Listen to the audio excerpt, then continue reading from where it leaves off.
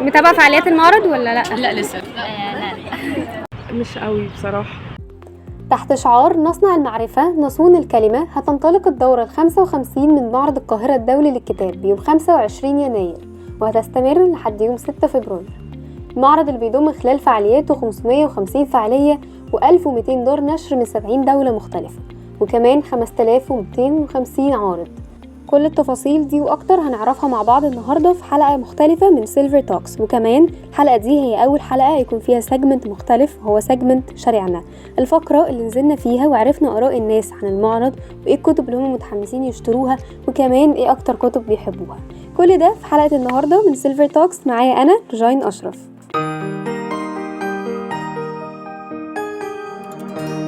زي كل سنه بيكون في شخصية للمعرض، الشخصية اللي الدورة بتكون باسمها، والسنة دي شخصية المعرض هي عالم المصريات سليم حسن، وده لأنه كان ليه دور كبير في ترسيخ الهوية المصرية، لأنه تناول تاريخ مصر وحضارتها من أول عصور ما قبل التاريخ، مرورا بالدولة القديمة والوسطى والرعامسة والعهد الفارسي لحد أواخر العصر البطلمي.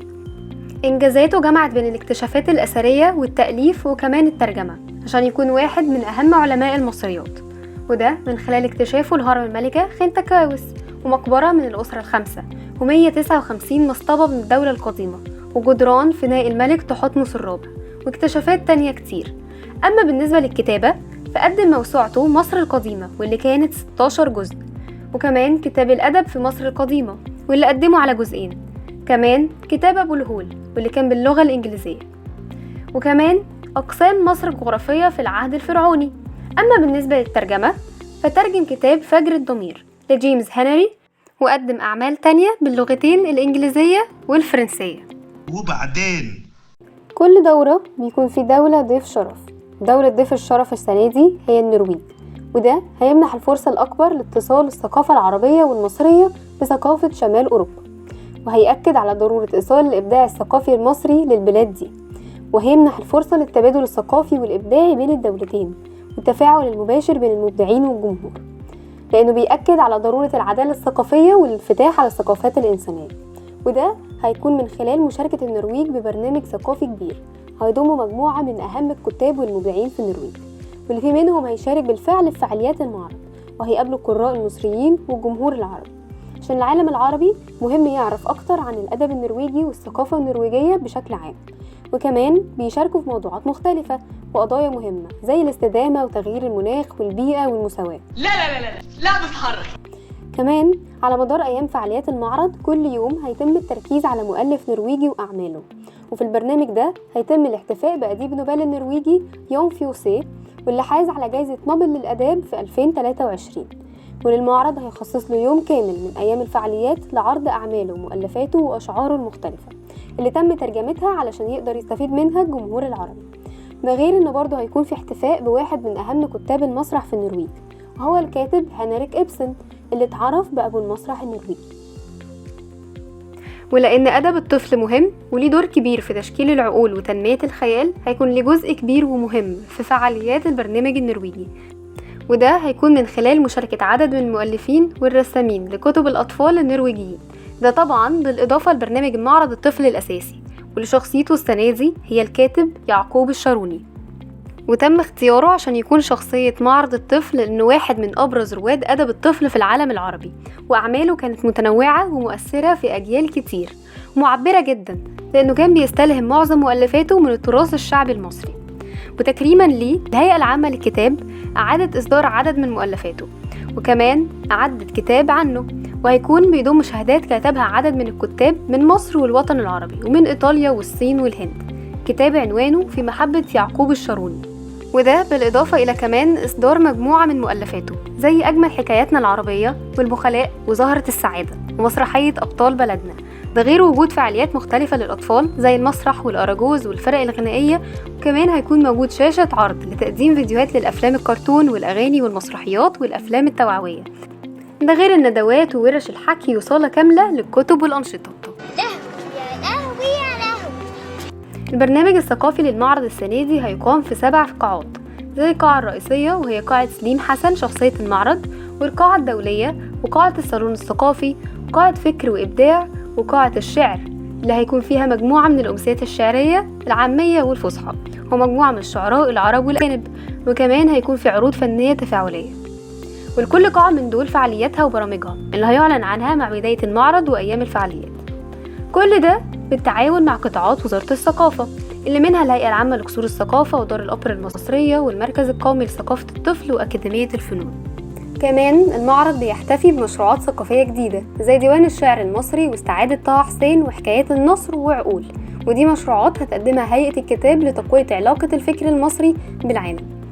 وهيكون في محور جديد بعنوان مؤتمر اليوم الواحد، واللي هيكون في 6 مؤتمرات زي مؤتمر تقنيات الذكاء الاصطناعي، وده هيكون بالتعاون مع جامعة مصر المعلوماتية، ومؤتمر الترجمة عن العربية جسر الحضارة، وده بمشاركة وزارات الثقافة والأوقاف، وهيشارك فيه كمان عدد من المؤسسات المصرية والعربية. ومؤتمر الملكية الفكرية حماية الإبداع في الجمهورية الجديدة، ومؤتمر طه حسين، ومؤتمر نازك الملائكة. عندك كتاب عن الهرمونيكا؟ عايز كتاب عن الطبيخ؟ رواية اسمها أعرس أمنة لإبراهيم نصر الله. وعشان المعرض يكون جزء من رؤية مصر 2030 بيواصل للمرة التانية على التوالي تقديم مبادرات ومشروعات مع مؤسسات رسمية زي مبادرة دوي مع المجلس القومي للمرأة، واللي مهمتها تمكين الفتيات وتوصيل أصواتهم وحصولهم على المهارات والخدمات الرئيسية. ومع استمرار مبادرة تانية تحت عنوان وعي مع وزارة التضامن الاجتماعي والاحتفاء بإصدار 200 عنوان من مشروع رؤية للنشء مع وزارة الأوقاف.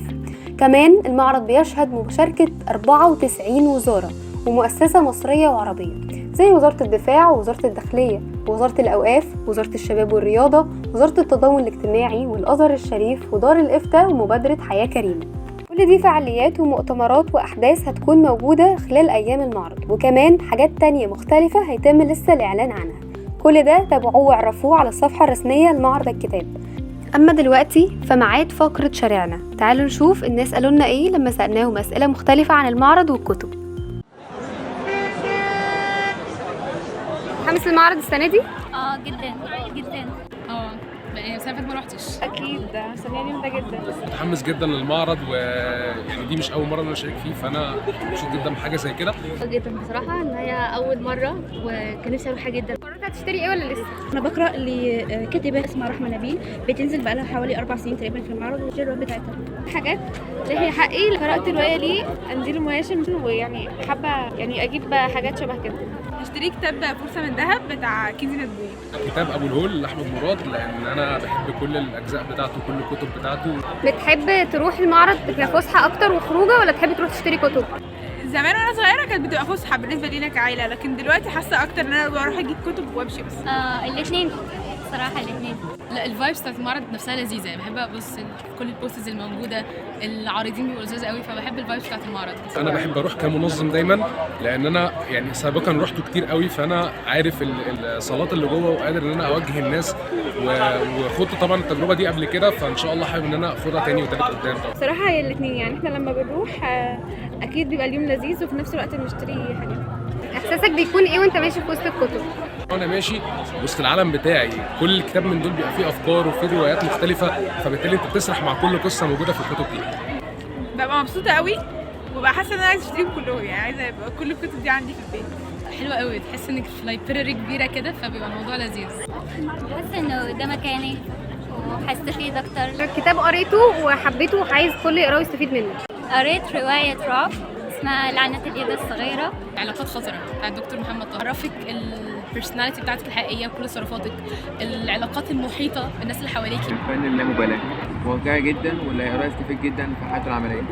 العادات السبع للناس الاكثر فعاليه بتاع ستيفن الكوفي، تحفه. كوندالين بيتكلم عن رحله كده، وحاسه ان الكل هيلاقي نفسه لما يشوف. كتاب في قلبي انثى عبريه، يعني الكتاب ده لقيت فيه مناقشات مجتمعيه كتير ودينيه كتير، فحسيت ان هو ممكن يفيد الناس من الجانب المجتمعي والديني. بتحب تقرا ورقي اكتر ولا الكتروني؟ بحب الورقي جدا، بس لما بيكون احيانا بقرا بي دي اف عادي. لا اكيد ورقي، مش بفضل الكتروني خالص. لا، ورقي. لا الورقي بيشغل الحواس بتاعتك، القرايه بتشغلي مخك وعقلك. لو بتحبي مثلا تكتبي مثلا ملحوظه، حاجه لفتت نظرك، بتتعاملي بيه. لكن الالكتروني بيضعف النظر، بيسحب يعني بيعمل اجهاد، بيجي؟ لا ورقي، ما بحبش الالكتروني خالص. اولا هو مضر جدا للعين، ثانيا مش بستمتع بيه، لكن الورقي افضل. يعني انت شامم ريحه الورق في ايديك والوضع لذيذ جدا وانا بحب ده قوي يعني. طب شايف انه مع الوقت ممكن عشان الناس بدأت تحب الالكتروني اكتر اهمية الورق تقل وبالتالي اهمية المعرض هتقل؟ لا، هو في ناس عاشقة للكتب ومعرض الكتاب ده، يعني ما فيش معرض الكتاب اتفتح الا لما يكونوا هم موجودين فيه، لكن الالكتروني ده بيبقى مش كتير بنسبة بس مش كتير. يعني برضو الناس اللي بتحب تقرا في الورق، تقرا يعني فيزيكال، يعني هيحبوا يروحوا معرض الكتاب. سهل جدا انك تجيبيه، بس الورقي برضه ليه اهميه. اعتقد ان هو محدش، لان لسه في لحد الان ناس بتحب تقرا ورقي جدا منهم انا. هو لكن لو الناس بتحب القرايه جدا فحاجه دي مش هتاثر معاها. لا طبعا عمره ما يقل، لان هو على حسب الاحصائيات وكده مفيش حد ما بيشتريش الورقي، والورقي طبعا هيفضل هو الاساس يعني. لا، مهما وصلنا بالالكتروني وبقى فيه ايبوك والحاجات دي، الورق هيفضل ورق، هو الاساس. هو الكتب اساسا ان احنا نمسك ورقه ونحط مارك كده ان احنا قرينا لغايه هنا، هو ده اساس الكتب. على حسب، لو فضل في ناس لسه بتحب الورقي، يعني انا هفضل احب الورقي على طول على طول على طول بصراحه. طب شايفة ايه اللي بيميز الورقي عن الالكتروني؟ بحس ان انا كونكتد اكتر للكتاب او للكلام ورقي، ما بحسش الالكتروني ده، ما بحسش ان فيه اي اللي هو انا مش بندمج معاه قوي.